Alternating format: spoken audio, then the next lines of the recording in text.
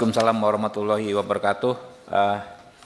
Sebelum ke rekan-rekan anggota, sedikit saya konfirmasi ke Pak Kapolres. Ini pelaku ini kasat mata terlihat dia sakit jiwa atau apa sih? Mohon izin Pak, itu kalau kasat matanya seperti yang disampaikan oleh Bapak yang terhormat Ketua, tapi kami tidak bisa mengejas ataupun kami tidak bisa menentukan. Setega itu gitu kan? Kami akan melakukan pemeriksaan. Jadi kayak bukan manusia gitu loh. Kami akan melakukan pemeriksaan psikologis yang bersangkutan. Iya, tapi jangan jadi alasan pemaaf nanti Pak. Siap. Ya. Oke, mungkin langsung suhu kita Pak Rikwanto.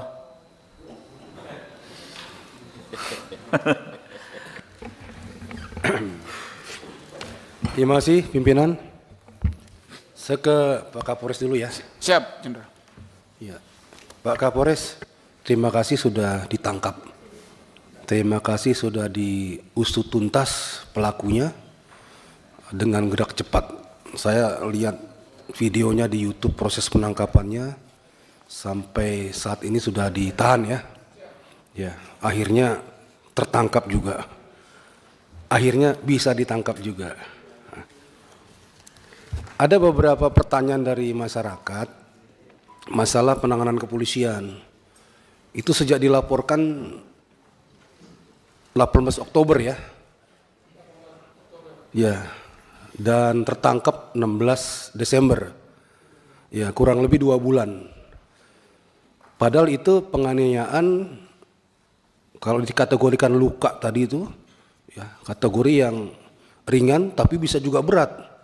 Kalau dia pingsan dirawat jadi berat itu. Ya, tapi apapun yang terjadi dari videonya terlihat bahwasanya itu berat ya, karena dilempar pakai segala macam, kena badannya bahkan yang vital.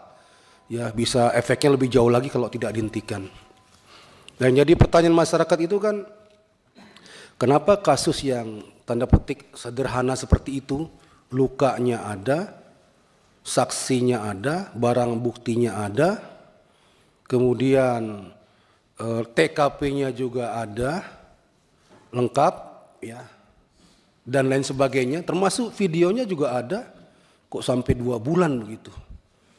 Saya tadi lihat penyelidikannya hampir 1 bulan, terus penangkapannya hampir 1 bulan juga, itu pun setelah viral.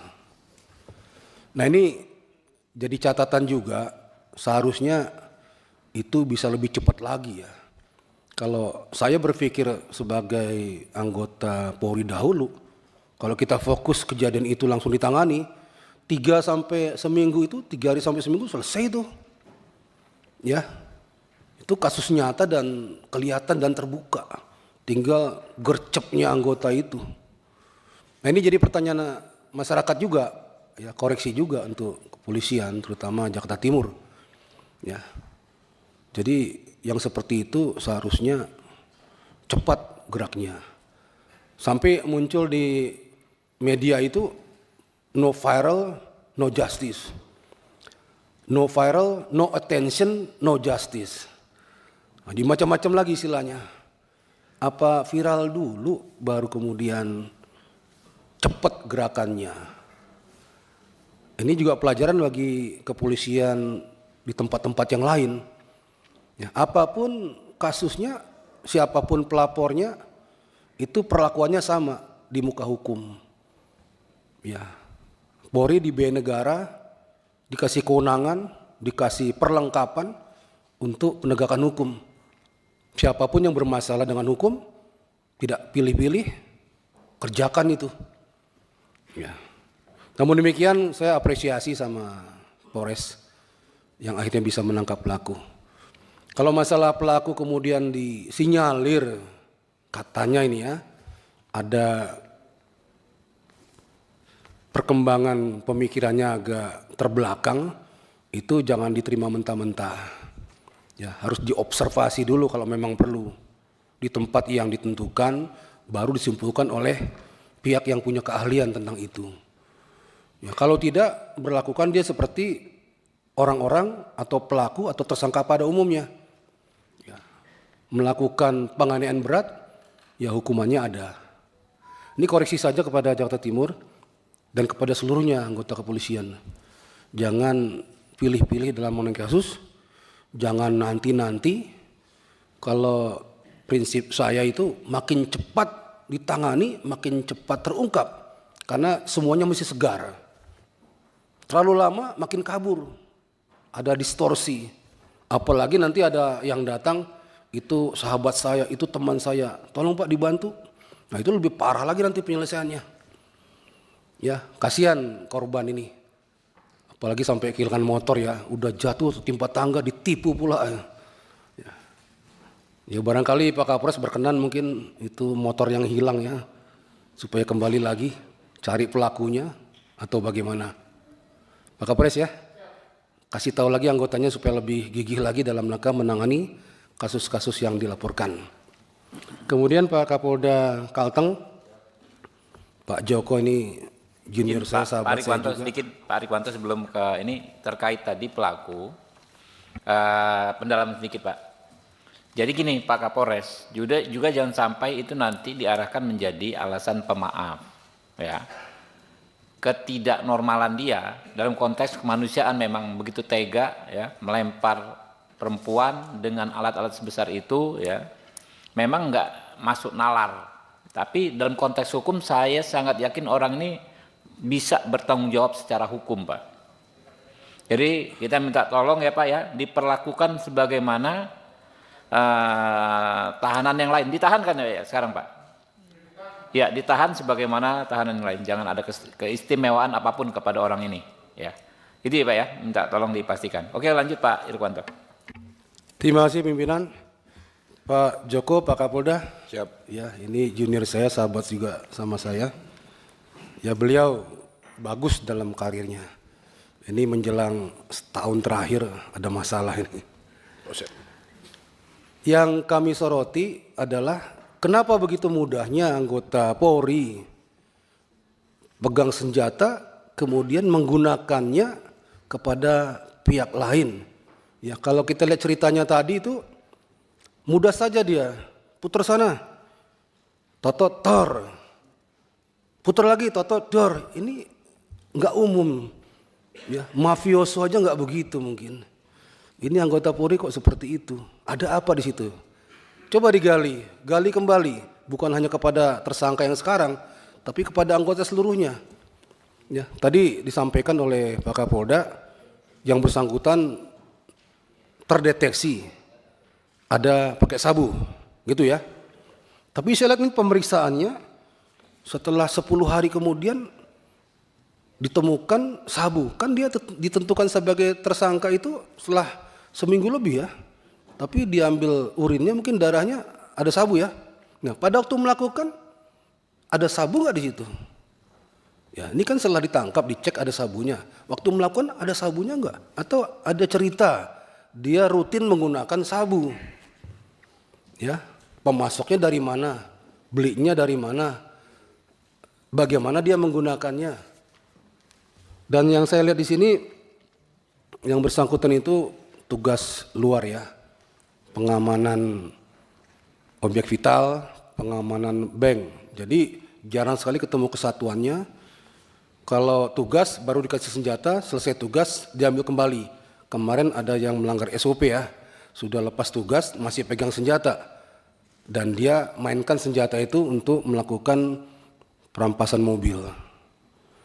Nah, anggota-anggota yang di luar tugas pokoknya ini, tugas tambahan pengamanan objek vital itu kadang-kala jarang sekali dapat sentuhan arahan dari pimpinannya.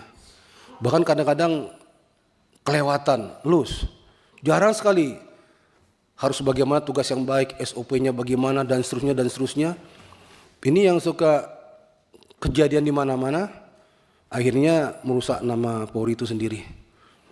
Ini arahan juga bagi Polri secara umum untuk anggota-anggota yang sudah rutin apel itu tetap jangan hilangkan pedoman-pedoman kerja yang sudah ada. Ya, anggota kita itu, anggota Polri itu perlu sentuhan, touching. Ya, tanyakan keluarganya, tanyakan rumahnya di mana, ya, tanyakan makannya apa, sudah nikah belum, dan lain-lain. Sampai kepada yang sifatnya profesional. Tugas pokoknya diingatkan kembali. Saya melihat anggota Polri selama ini tuh, pendapat saya, itu kurang sentuhan, kurang arahan. Mohon maaf kalau meminjam istilah dialeknya orang Bali, dianggap otomatis gitu loh. Ya, dianggap everything is okay. Semua berjalan apa adanya. Mereka sudah ngerti. Padahal tidak demikian. Perlu diingatkan terus. Tiap apel diingatkan bagaimana megang senjata api, bagaimana menggunakannya, bagaimana patroli dan sebagainya. Kalau kurang arahan, akhirnya mereka buat pencerahan masing-masing. Buat tindakan masing-masing yang menurut mereka ini nggak apa-apa kok, ini nggak masalah kok, dan lain-lain ya. Ini touching, sentuhan, arahan, perlu terus. Ya Pak Joko, terima kasih sudah terungkap, tertangkap, dan bela sungkawa untuk keluarganya. Tapi ingat, jangan lagi terulang kepada anggota yang lain. Ini jadi pelajaran bagi Polri, bagi Polda manapun. Ya, hal ini kalau nggak diungkap, nggak dibuka, itu bisa terulang kembali kepada masyarakat. Kasihan masyarakat ya. Terima kasih Pak Ketua. Saya perpanjang dulu ya, 20 menit ya. Silakan Pak Rudi mungkin. Terima kasih pimpinan, anggota DPR yang Komisi 3 yang saya hormati, Pak Kapolda beserta jajaran dan Pak Kapolres Jakarta Timur ya, Jakarta Timur. Mungkin saya mulai dari Polres Jakarta Timur. Ini kasus Pak Kapolres, apakah penangkapan, saya bisa bertanya langsung Pak, atau bisa Pak ya? Pimpinan, izin, apakah perintah penangkapan kepada tersangka siapa namanya Sugama Halib ya, Jos itu nanti setelah viral di media,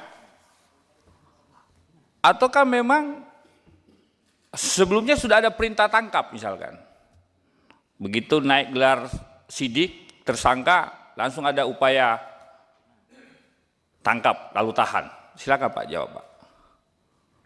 Ya, terima kasih Pak yang terhormat Pak Roni. Kami sampaikan bahwa setelah naik Rudi namanya, Rudi Lalo, Pak Rudi. Rudal. Siap. Mohon izin, setelah naik sidik, kami melakukan pemeriksaan yang bersangkutan. Kita panggil untuk mau pemeriksaan sebagai saksi pada tahap penyidikan. Iya. Namun yang bersangkutan karena dan orang tuanya karena merasa sudah terancam karena Sudah kabur ke Sukabumi itu. mereka menurut keterangan kepada kami bahwa mereka ke Sukabumi itu karena ada tujuan untuk mengamankan diri dan ada informasi dari salah satu temannya bahwa di Sukabumi ada tempat pengobatan alternatif. Jadi mereka ke Sukabumi dalam rangka itu. Akhirnya kami berkomunikasi dengan orang tuanya dan orang tuanya meminta perlindungan ke kami untuk menjemput dan kami selanjutnya melakukan tahap penangkapan. Berarti sudah viral dulu. Siap, sudah. Viral dulu baru ada upaya menghadirkan tersangka. Kira-kira begitu Pak Kapolres ya. Pak Kapolres yang saya hormati, ini kita ditonton oleh masyarakat Indonesia saya kira, dan ini juga kami tujukan kepada seluruh jajaran anggota Polri bahwa kalau kemudian laporan masyarakat yang mungkin masyarakat ini dari kaum marginal, ini kita prihatin pimpinan. Ya, kalau dia mentang-mentang dia kemudian miskin, orang kecil, kaum pekerja, ya, lalu kemudian laporannya diabaikan. Seringkali terjadi seperti itu Pak. Diabaikan Pak. Sehingga ini yang mencoreng, menjatuhkan kepercayaan masyarakat kepada Polri. Kita sayang kepada Polri Pak, kita cinta kepada Polri Pak.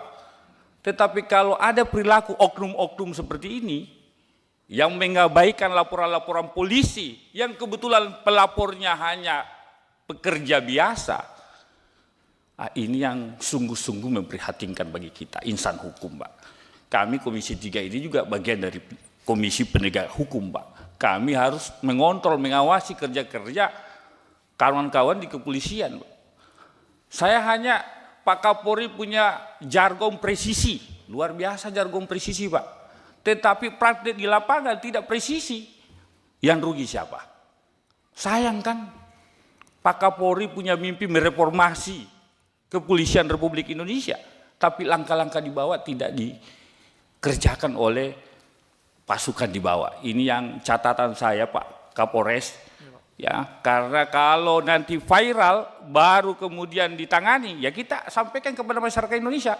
Kalau mau masyarakat Indonesia mencari keadilan, mau ditangani, ya viralkan dulu kira-kira begitu. Kan tidak bagus kalau penegakan hukum seperti itu.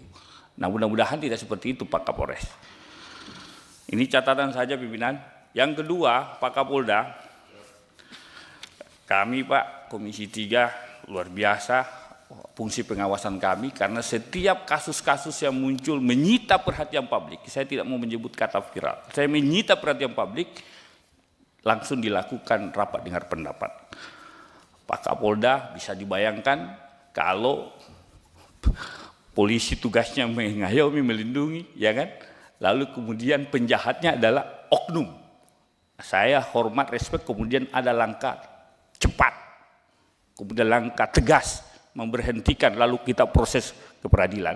Tetapi pimpinan mohon izin, mohon kiranya mungkin rapat dengar pendapat berikutnya setelah masa reses, mungkin kita perlu mengusulkan kita undang Irwasum atau Itwasum, undang Kabid Propan, karena ini kejadian banyak terjadi di seluruh Indonesia. Kita undang kalau perlu Irwasdanya Pak, bagaimana mekanisme pengawasan internal. Saya dengar ini kan Irwasum baru nih Pak, pejabat baru. Kita mau dengar konsep gagasannya bagaimana pengawasan internal di kepolisian. Supaya tidak ada lagi rapat-rapat dengar pendapat seperti ini Pak. Karena ini semata-mata kita mau kepercayaan publik terhadap institusi polisi itu terjaga Pak. Anda bisa bayangkan kalau masyarakat tidak percaya polisi, di mana lagi kita mencari tempat mencari keadilan. Nah, inilah harapan kita. Kira-kira itu pimpinan, saran masukan saya. Terima kasih. Assalamualaikum warahmatullahi wabarakatuh. Satu lagi bisa Pak Stephen Single? Stephen Single Van Manado. Martin Tumbelaka. Terima kasih pimpinan yang kami hormati, seluruh anggota Komisi 3 yang kami hormati, Bapak Kapolda Kalimantan Tengah beserta jajaran kami hormati, juga Pak Kapolres Jakarta Timur beserta jajaran. Yang pertama pimpinan, kami tentu apresiasi langkah pimpinan Komisi 3 Bapak Ketua Pak Habib Burahman yang sudah luar biasa, sehingga langkahnya sehingga bisa melaksanakan RDPU untuk kasus-kasus seperti ini. Karena ini saya yakin kasus-kasus seperti ini, seperti di Jakarta Timur, banyak sekali terjadi di daerah-daerah Pak. Dan ini berkaitan dengan istilahnya orang-orang yang tidak punya kemampuan. Dan saya yakin ke depannya dengan ada kegiatan seperti ini, masyarakat luas akan merasa mereka punya terbuka jalannya untuk mencari keadilan untuk kasus-kasus seperti ini di seluruh Indonesia tentunya. Itu perlu kita apresiasi dan berterima kasih kepada pimpinan. Yang kedua, tentu kami juga apresiasi karena sudah ditangkap di Jakarta Timur itu, walaupun bisa dibilang ini terlambat. Karena apa?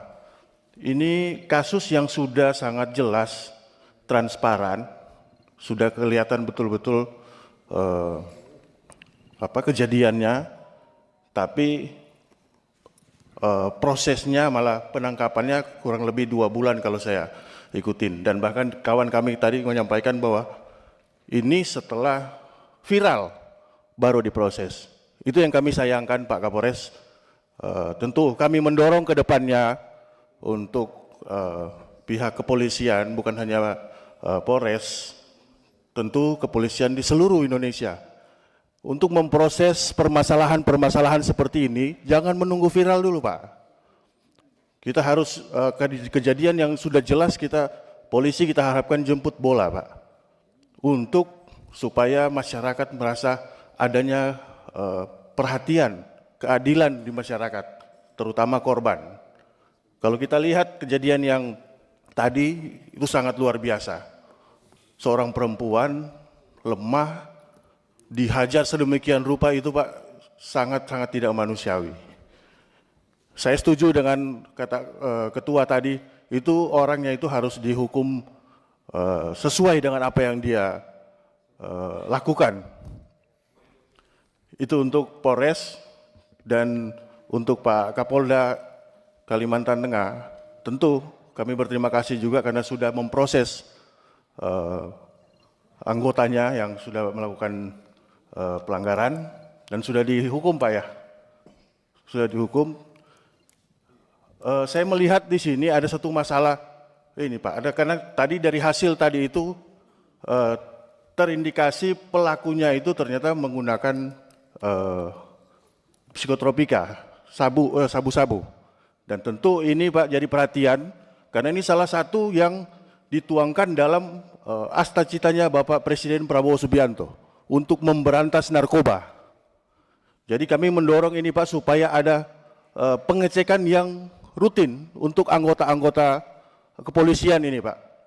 Baik dari Mabes Polri, Polda sampai ke bawah-bawah, Pak, Polsek dan semuanya. Jadi perlu ada pengecekan yang rutin supaya apa, Pak? Kejadian-kejadian seperti ini jangan terulang lagi, Pak.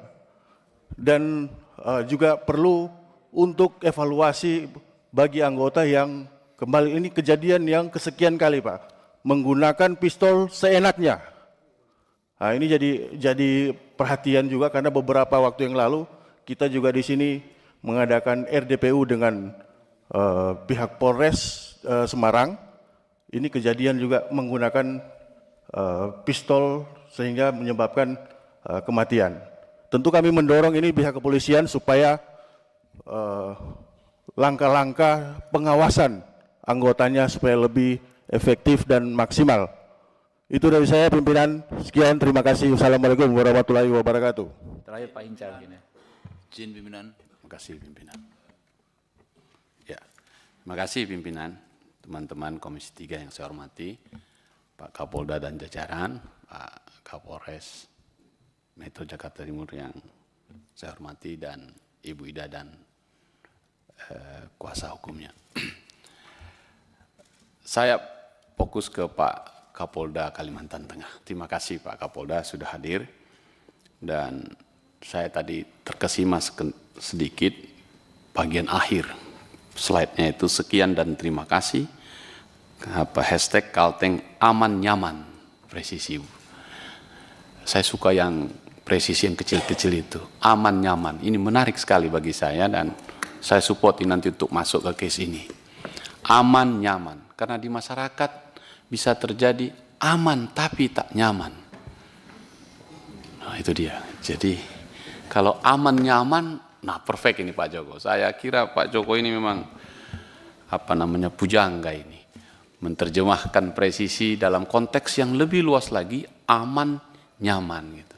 Kalau di Medan ditanya, aman bang? Aman tapi tak nyaman. Itu beda itu. Aman tapi tak nyaman. Tapi ini Kalteng aman nyaman. Pak Kapolda, saya ikuti betul kasus ini dan setuju dengan teman-teman, kayaknya rentetan ini. Dan karena itu sebelum saya teruskan, saya mau konfirmasi dulu pimpinan. Di sebelah Pak Kapolda kan ada, saya lihat, kalau salah mohon dikoreksi ya. Bapak BJP Andi Sahriful Taufik. Betul Pak Andi ya. Auditor utama Itwasum Polri. Jadi Bang Lalo ada di sini juga dari kan. Jadi mendengar dia. Oke, bagus juga. Dan ini penting, saya setuju ke situ nanti. Nah, rentetannya kan dari Solok, Sumatera Barat, ya, terus masuk ke kemudian di Jawa Tengah yang sudah diklarifikasi, sekarang masuk ke Kalteng. Kayaknya beruntun gitu ya soal Senpi ini. Kasusnya dulu Pak Joko. Saya percaya Pak Joko tidak berhenti pada kasus itu saja. Sebagai seorang penyidik, saya yakin juga punya indera penciuman bahwa penggunaan Senpi membunuh seseorang dengan target sesuatu, menurut saya ada penyebabnya. Apalagi tadi saya lihat slide, ternyata dia pernah dihukum beberapa kali. Baik hukuman ringan sampai ke patsus namanya ya. Ditempatkan di tempat yang khusus. Jadi ini orang ada sesuatu di sini. Nah karena itu permintaan saya Pak Kapolda, tim ini jangan terus berhenti di situ, teruskan dulu. Khawatir saya, kenapa dia begitu berani menggunakan Senpi dengan sangat sadis. Kalau cerita Pak Kapolda tadi itu masih biasa kok. Ini di kanan, ini di kiri. Tapi kalau ini difilmkan, ini luar biasa sadisnya ini orang. Untuk tujuan tertentu dia membunuh, nggak setimpal lah antara yang dilakukannya itu untuk diambil. Dugaan saya, minta maaf ini kalau ini namanya dugaan, yang harus dibuktikan. Mungkin dia butuh uang untuk sabu itu. Jadi dia dikejar-kejar pengaruh sabu itu, mengambil uang apa saja dengan menggunakan kekuasaannya. Karena itu, kalau berkenan Pak Joko, saya mendorong, coba telusuri dulu jaringan narkobanya. Sekalian saja ini. Kalimantan Tengah, Kalimantan Barat, masuk Kalimantan Selatan. Bandar narkoba yang kita kejar nomor urut 1 di Republik ini, yang kita sebut Pablo Escobarnya Indonesia, Freddy Budiman, minta maaf ini teman-teman, adalah orang Kalimantan Selatan. Jadi, jangan-jangan gengnya dia ini. Begitu, saya mau kejar ini. Untuk mau menghormati apa yang disampaikan Pak Habibur Rahman, Ketua Komisi 3, untuk kejar ini Pak. Sangat tidak masuk akal menggunakan Senpi begitu mudah menembak seseorang. Hanya karena mau menguasai, mungkinkah mobil atau benda tertentu gitu. Dan benar Pak Rikwanto, udah kayak Don Corleone saja dia menggunakan. Karena itu, saya dorong itu Pak Kapolda, teruskan tim ini. Kalau di Medan dulu saya ingat itu ada TKAP, tim anti bandit ini, kejarlah ini. Nah, berkenaan dengan itu saya setuju dengan Bang Lalo ya, Pak Itwasum, saya dulu lagi dari Irwasum ya.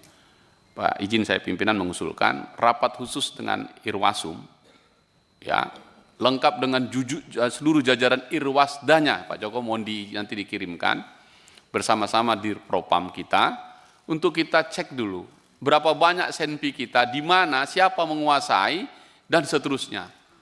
Sekali-sekali coba tunjukkan ke masyarakat, Pak Joko, apel siaga, tarik dulu sebentar itu, Senpi itu sebentar. Lalu kemudian arahkan sedemikian rupa, karena saya khawatir rentetan ini, jangan-jangan dia canda pula itu, wah kalau disolok tembak polisi, aku tembak yang lain. Katanya. Ini luar biasa, di publik ini penting untuk segera merespon cepat sekali untuk Senpi kita ini, yang untuk menjaga ketertiban malah digunakan untuk tujuan yang eksesif lah, di luar peruntukannya itu. Jadi saya yakin bisa ini, itu saja Pak Joko pimpinan, saya respect, terima kasih sudah terbongkar kasus ini dan sudah jalankan, tapi saya mohon tidak berhenti di situ karena pasti ada yang melatar belakangi dan saya khawatir ini setahun 2 tahun yang akan datang akan ada film tentang ini dan itu menyangkut tentang kita gitu. Karena bagi saya cerita ini tadi mengerikan sekali kalau sampai polisi secara bebas menggunakan Senpinya untuk kejahatan yang seharusnya untuk mencegah kejahatan. Bagi saya ini sangat serius pimpinan. Untuk Dwi Ayu saya berempati, hukum akan terus berjalan, Anda tetap semangat, kuat, meski orang kecil di Republik ini sama untuk mendapatkan keadilan. Komisi 3 ini rumahmu untuk mencari keadilan. Terima kasih pimpinan. Gus Falah ya, Gus Falah, silakan. Gus Falah dulu. Assalamualaikum warahmatullahi wabarakatuh. Terima kasih pimpinan Yang saya hormati kawan-kawan sahabat Komisi 3, Bapak Kapolda, Pak Joko, Pak Kapolres, dan juga kuasa hukum dari Mbak Dwi Ayu Darmawati. Mungkin saya fokus kepada Pak Kapolda. Jadi gini Pak Kapolda, berdasarkan peraturan Kepala Kepolisian Perkap nomor 12 tahun 2009, sudah jelas tentang pengawasan dan pengendalian penanganan perkara pidana, dijelaskan bahwa penyidik wajib memberikan surat pemberitahuan perkembangan hasil penyidikan SP 2HP kepada keluarga korban secara berkala. Nah, pertanyaan saya kepada Bapak ini, apakah keluarga korban juga sudah mendapatkan informasi yang memadai tentang perkembangan kasus ini? Karena kita juga harus melihat kondisi korban. Ketika mendapatkan informasi yang memadai, informasi yang lengkap, tentunya kepergian korban bisa mengobati, dan penanganan yang dilakukan oleh Pak Kapolda tentunya saya mengapresiasi dengan baik. Yang kedua, seperti yang disampaikan oleh sahabat-sahabat tadi, kok perlu juga ya kepolisian ini melakukan tes psikologis secara berkala untuk penggunaan senjata api. Jangan asal main dar-der-dor, ya kan? Dikit-dikit dar, dikit-dikit der, dikit-dikit dor, yang pada akhirnya kepercayaan kepada masyarakat yang pengen aman di sampingnya kepolisian itu akan sedikit tergoyahkan. Saya meyakini bahwasanya kepolisian pasti akan melakukan tes psikologi secara berkala, dan itu pasti sudah dilakukan. Tapi saya minta lebih difokuskan lagi kepada anggota-anggota yang bertugas di lapangan, karena mereka yang langsung menghadapi dengan rakyat kecil. Yang kedua, Pak Kapolda, tadi juga sudah disinggung sahabat-sahabat Komisi 3 tentang penggunaan, diduga menggunakan psikotropika, entah itu sabu, entah itu apapun itu. Nah, ini jangan juga penggunaan sabu ini, mohon izin, jangan juga dijadikan sebuah alibi bahwa seorang anggota polisi tadi ketika melakukan itu pas menembak itu memang menggunakan psikotropika. Ya kan? Jadi ini juga minta tolong ditelaah secara berkala, ditelaah secara menyeluruh, sehingga kita bisa mendapatkan informasi secara gamblang. Yang kedua, untuk korban dari anak bos roti, saya turut sedih mendengar kejadian yang menimpa Mbak Dwi Ayu. Semoga pelaku bisa dihukum yang seberat-beratnya. Tadi Ketua juga menyampaikan, jangan kemudian kita berbelas kasihan kepada orang yang diduga sakit IQ-nya. Itu benar sakit atau tidak kita nggak ngerti. Walaupun nanti dari Pak Kapolres juga akan melakukan pengecekan. Tapi insya Allah Mbak Dwi nanti akan mendapatkan keadilan yang sebaik-baiknya, dan Komisi 3 senantiasa terbuka.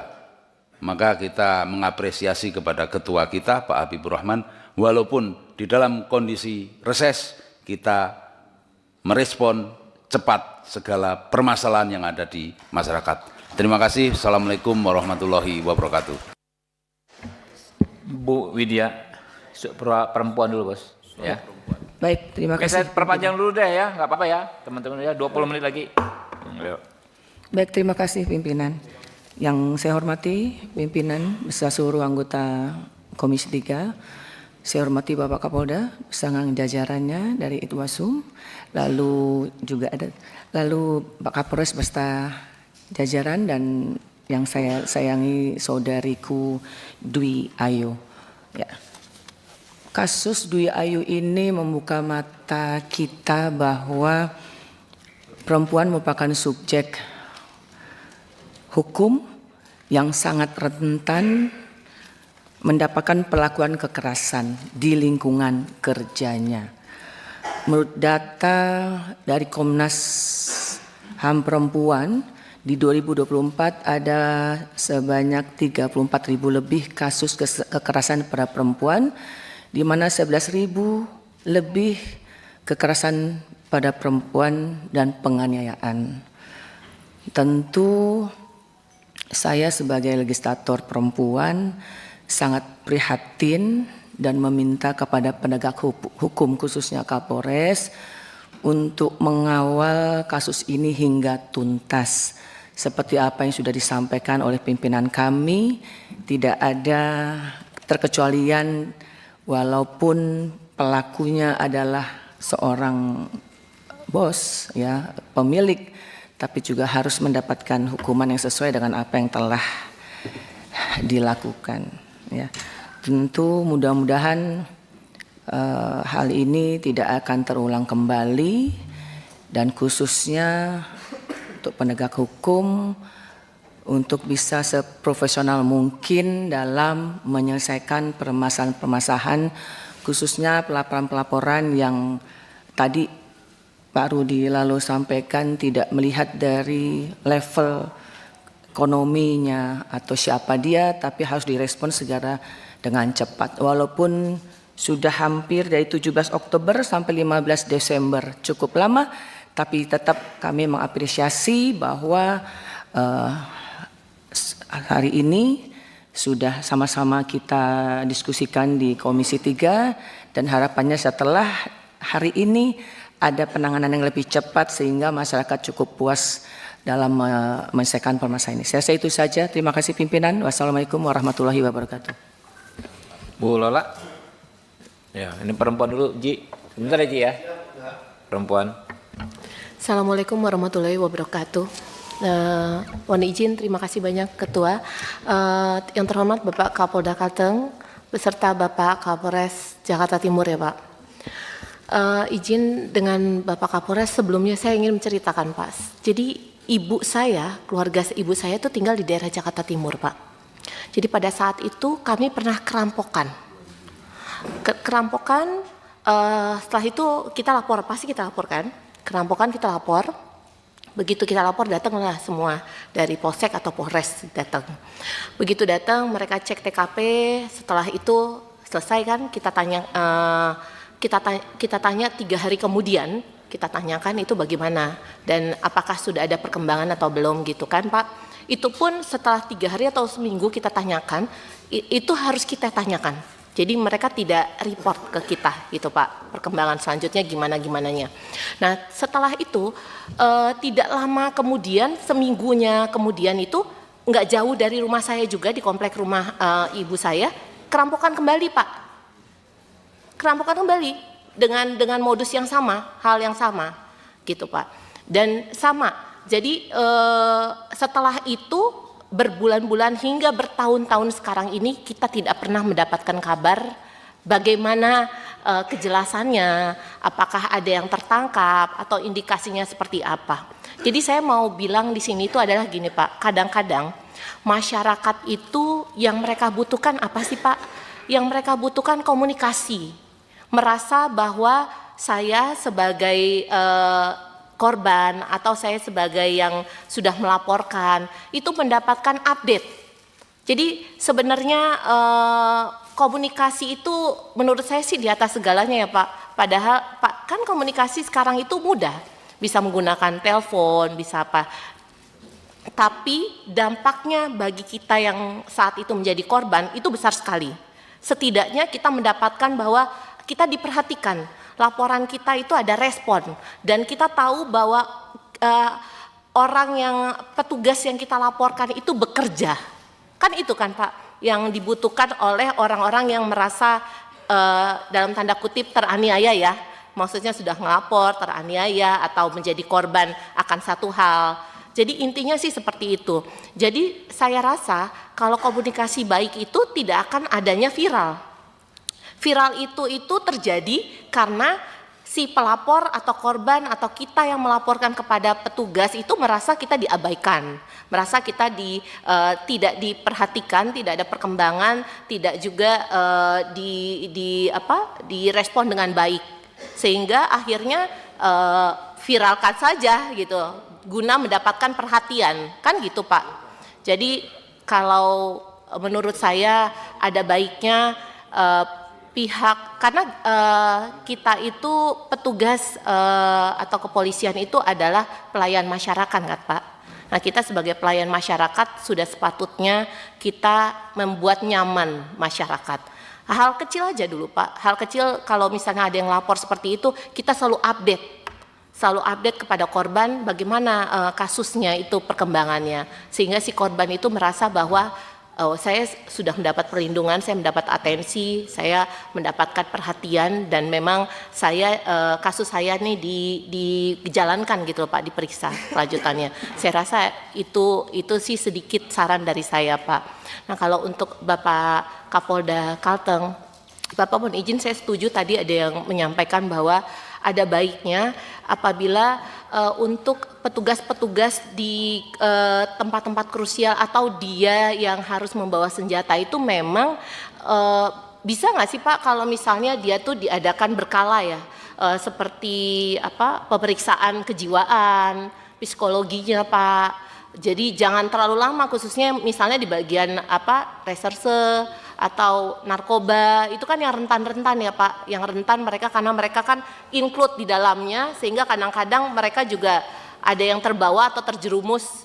Nah untuk menghindari itu Pak, kami di Komisi 3, ini ketua kami itu kita punya grup yang isinya ketua kami itu selalu update tentang hal apa saja, sehingga komunikasi di antara kita itu lancar Pak. Jadi kadang-kadang di dalam grup kita itu kita ada ngupdate keseharian kita paling enggak itu tuh bisa membuat satu dan yang lain, sehingga ketua tahu oh yang ini lagi begini, yang ini lagi begini. Nah ada baiknya aku bilang kalau di kepolisian itu juga seperti itu Pak, misalnya antara Bapak Kapolda kepada bawahannya, mereka tuh bagaimana sih, dan untuk khusus yang pegang senjata api atau di tempat yang rentan rawan itu Pak, seperti tempat-tempat yang saya tadi bilang tuh lebih sering diperiksa untuk kejiwaan psikologisnya, karena kan mereka kan di tempat-tempat yang rawan ya Pak, sehingga jangan sampai kalau mereka lalai dari pemeriksaan sehingga mereka lebih cenderung ke arah yang mereka sedang berkasus itu Pak.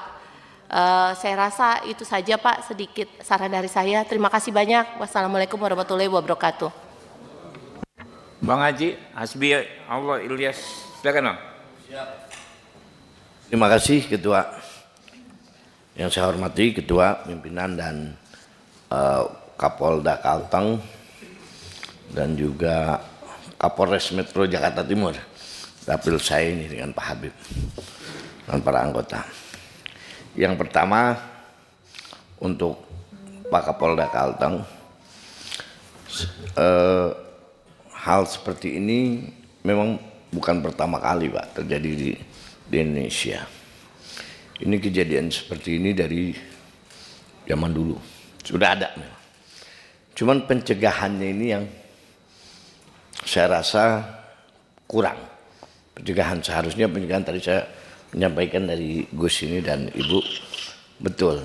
Pemeriksaan kesehatannya ini psikolognya mesti di samping berkala. Kadang kepolisian ini menurut pandangan kami memberikan senjata, tapi setelah itu dilepas begitu aja, tidak pernah ada kontrol. Itu yang terpenting, kontrolnya ini ini kita tidak bisa menyalahkan, sebab orang aura bawa senjata itu kan berbeda, dia merasa gagah, apalagi polisi-polisi yang baru seperti ini Pak. Yang kedua dari Pak Kapolres Jakarta Timur, ini kejadian di Penggilingan Pak. Kebetulan ini rumahnya ini dekat rumah konstituen saya, ketua ranting PKB di situ Pak. Jadi saya tahu benar ini orang yang melakukan hal ini nih, dia bukan pertama kali melakukan hal ini kepada Mbak apa namanya? Mbak Dwi. Bukan pertama kali. Ini sudah kesekian kali. Misalnya dia pernah melakukan kepada saudaranya sendiri pun dia melakukan hal ini. Ini saya langsung tadi tanya kepada yang di lapangan bahwa mereka sudah terbiasa. Ini anak, saya tidak yakin tuh kalau mereka itu sakit. Kalau sakit sekali, 2 kali seharusnya ada pencegahan dari keluarganya. Bawa ke rumah sakit, taruh, diamankan. Ini kan enggak. Jadi bisa melakukan semena-mena. Nah ini mungkin Mbak ini tahu, Mbak Dwi ini tahu bahwa pelaku ini melakukan hal ini bukan sekali. Dan jangan-jangan Mbak ini korban yang sekian kali. Cuma tidak ada yang berani terbuka. Saya kalau tidak viral mungkin tidak berjalan. Ini karena viral. Ini sudah 2 bulan. Ada yang di lapangan tuh orang bapak tuh yang buser yang suka pakai belangkon tuh, yang suka viral-viralin. Nah itu kita bukan butuh viral tapi butuh penanganan. Di Jakarta Timur yang ingin saya tanyakan, berapa kasus yang seperti ini yang penanganannya lambat? Jangan-jangan nih bukan hanya di Jakarta Timur, jangan-jangan se-DKI Jakarta banyak hal ini. Karena ini sudah rahasia umum Pak, sudah rahasia umum bahwa kalau kita datang ke polisi, kita tidak punya uang, kita tidak dilayani. Kita punya uang, baru kita layani.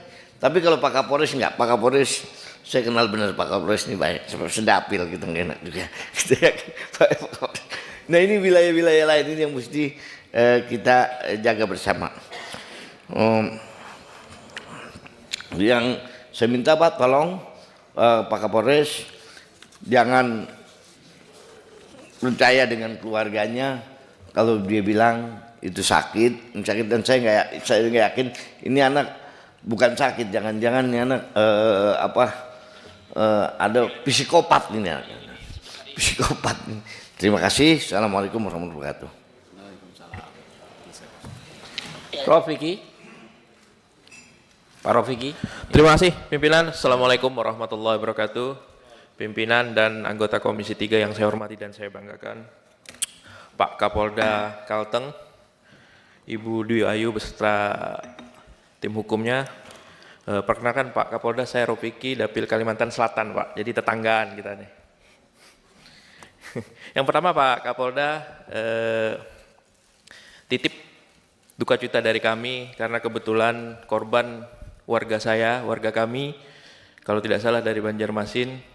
Nanti juga Pak Kapolda kalau ada waktu kami minta alamatnya agar saya bisa berkunjung langsung ke rumah duka.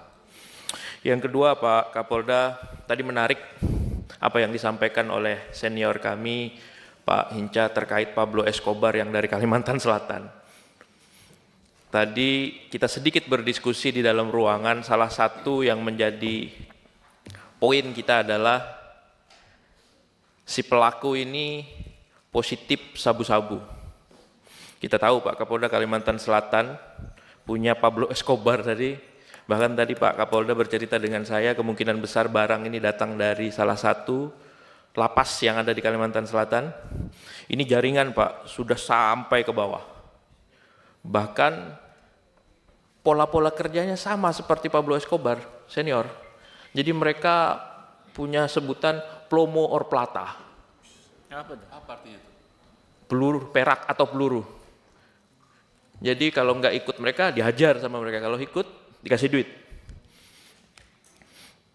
Dan ini semua memang tugas kita bersama. Kalimantan Selatan itu sebenarnya Pak Hinca terkenal akan sebutan Babus Salam, pintu keselamatan. Nah jangan sampai Kalsel ini berubah Pak, jadi pintu narkoba. Ini tugas kita bersama. Saya rasa Pak Kapolda juga harus tutup itu kunci yang dari Kalteng, agar yang dari Kalbar nggak bisa masuk ke Kalsel. Yang ketiga, Pak Kapolda, ini saya kira orang yang menembak seseorang berhadapan begitu psikopat, Pak. Jangan sampai lepas ini barang. Yang terakhir, Pak Kapolda, kita tahu jalan Trans Kalimantan itu sepi, Pak. Terutama dari arah Kalteng yang akan masuk ke Kalimantan Selatan. Nah, Kalsel punya hajatan besar, Pak, di tanggal 5 Januari.